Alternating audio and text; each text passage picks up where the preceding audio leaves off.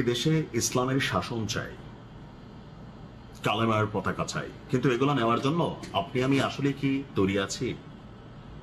ইসলামের আইন যদি এদেশে চালু হয়, অর্ধেক মানুষের হাত থাকবে না, জিহ্বা থাকবে না, অনেককে আমরা এই মাটির মধ্যে দেখবো যে কল্লা ফালাইয়া কারাডেক্স অনেকের পাশার চামড়া তুলে ফেলা হবে। কেন? কারণ ইসলামের শাসনটা এত সোজা না। খোদ সৌদির মধ্যেও এটা এতটা সহজ না, যেখানে বাঙালি বিয়ে শাদীর মধ্যে ডিজে গান ছাড়া নাচতে পারে না। বিবাহ শাদী অনুষ্ঠানে তো পহেলা বৈশাখ থেকে শুরু করে জন্মদিন পালন করতে আমরা খুবই অভ্যস্ত। সারাদিন ফেসবুক ইমো লাইভে গিয়ে টাকা দিয়ে বেডিগোর সাথে আকাম কাপকাম ফষ্টি নষ্টিতে আমরা মানে এক্সপার্ট। সেখানে আমরা এদেশে কালেমার পতাকা চাই। আর এই ধরনের অ্যাক্টিভিটিস কইরা বাংলাদেশটারে শেষ করে দেওয়ার জন্য কিছু মিশনে নামছে। আর এর মধ্যে একজন হচ্ছে শাহ আমানত সাবির, এনসিপির একজন নেতা। তার আরো বেশ কয়েকটা পরিচয় আছে। তাকে এখান থেকে এই মুহূর্তে বহিষ্কার করা হয়েছে এনসিপি থেকে। এখন আসেন তার সম্পর্কে কিছু তথ্য দিচ্ছি আপনাদেরকে। শাহ আমানত সাবির হলেন ফাতাহ কমব্যাট সিস্টেম। ফাতাহ শব্দটা অনেকেই জানেন, এটা আমাদের বীরদের একটা সংগঠন প্যালেস্টাইনের।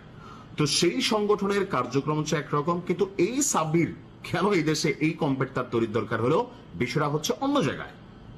এরা ধর্মের নামে এই দেশে একটা উগ্রবাদী সংগঠন তৈরির জন্য চেষ্টা, অনেকে বুঝা না বুঝা একদম ভাই কমেন্টে ফাড়াই ফেলতেছেন। কিন্তু এই রাষ্ট্রকে যদি এরকম পরিস্থিতিতে নেওয়া হয়, তাহলে বুঝবেন যে দেশের 12টা কিভাবে মারা যায়। দর্শক, তিনি এই ফাতাহ কমব্যাট সিস্টেমের প্রতিষ্ঠাতা এবং প্রধান প্রশিক্ষক। সংগঠনটির নিজস্ব পরিচয় অনুযায়ী তিনি একজন মার্শাল আর্ট প্রশিক্ষক, যিনি বাস্তবধর্মী আত্মরক্ষা প্রশিক্ষণকে ইসলামী মূল্যবোধের সঙ্গে সমন্বয় করে একটি প্রশিক্ষণ পদ্ধতি গড়ে তোলার লক্ষ্যে আপনার এফসিএস প্রতিষ্ঠা করেছিলেন।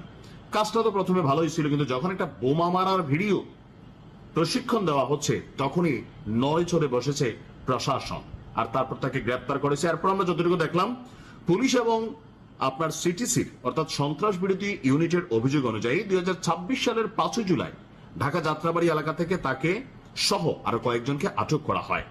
এফসিএস এর আড়ালে উগ্রবাদী কার্যক্রমের সদস্য সংগ্রহ এবং প্রশিক্ষণ দেওয়া হচ্ছিল। আরো অভিযোগ করা হয় সংগঠনের অর্থায়নের জন্য ডাকাতি করত আর ডাকাতির অর্থ ব্যবহার করা হয়েছে। অন্যদিকে এসব অভিযোগ অস্বীকার করেছে ফাতাহ কমব্যাট সিস্টেম। সংগঠনটির দাবি তারা একটি বৈধ আত্মরক্ষা এবং মার্শাল আর্ট প্রশিক্ষণ প্রতিষ্ঠান এবং তাদের কোনো উগ্রবাদী বা সন্ত্রাসী সংগঠনের সঙ্গে সম্পৃক্ততা নেই। এখন এই সাবিরের বিষয়ে যতগুলো তথ্য আমরা বেশ কয়েকটা মিডিয়া দেখতে পেলাম, যে তিনি আগে একটা এই মার্শাল আর্ট স্কুলের সাথে কানেক্টেড ছিলেন সম্ভবত 24 বা 25 পর্যন্ত। এরপর সেই স্কুলের তারা উদ্যোক্তা ছিলেন, তাদের মধ্যে নিজস্ব একটা ভেজাল টেজাল হয়েছে, সেখান থেকে তিনি এসে আলাদা একটা মার্শাল আর্ট প্রশিক্ষণ স্কুল করছেন। এটা খারাপ না। এখন কেউ মার্শাল আর্ট করলে তার মুখে দাড়ি থাকতে তাকে সন্ত্রাসী মনে করার কোনো কারণ নেই। কিন্তু সাবিরের যে ভিডিওটা ভাইরাল হয়েছে, সেখানে সে বোমা মারার প্রশিক্ষণ দিচ্ছে, হাতে একটা দেশীয় অস্ত্র নিয়ে আসে, আরবিতে কথা বলছে। ভাই, এগুলা এই দেশে চলে না। আপনার বুঝতে হবে যে এগুলা কইরা এই দেশে ইসলামের কলেমার পতাকা আপনি কায়েম করবেন ভাই, ইসলাম এরকম না।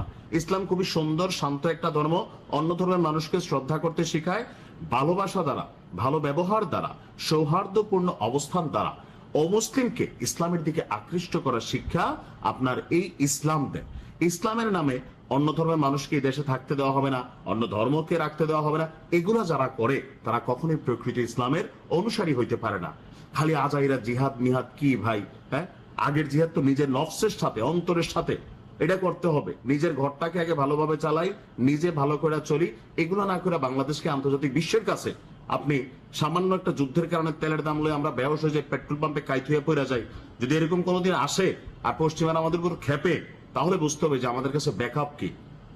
মুখে মুখে আমাদের অনেকের কাছে আফগানিস্তান শুনতে ভাল লাগে, জায়গা বসবাস করে দেখেন, আমাদের বোনরা দেখেন, আপনার মেয়েরে সেখানে গিয়ে রেখা দেখেন, অনেক জিনিস ভালো আছে। তো অধিকাংশ ভাবে আপনি এই লাইফটা নিতে পারবেন না, এই লড়াইটা করতে পারবেন না। তাও তো আফগানিস্তান অনেক ধনী রাষ্ট্র বাংলাদেশের তুলনায় হিসাব করলে, আমাদের তো নিজস্ব কিছুই নাই।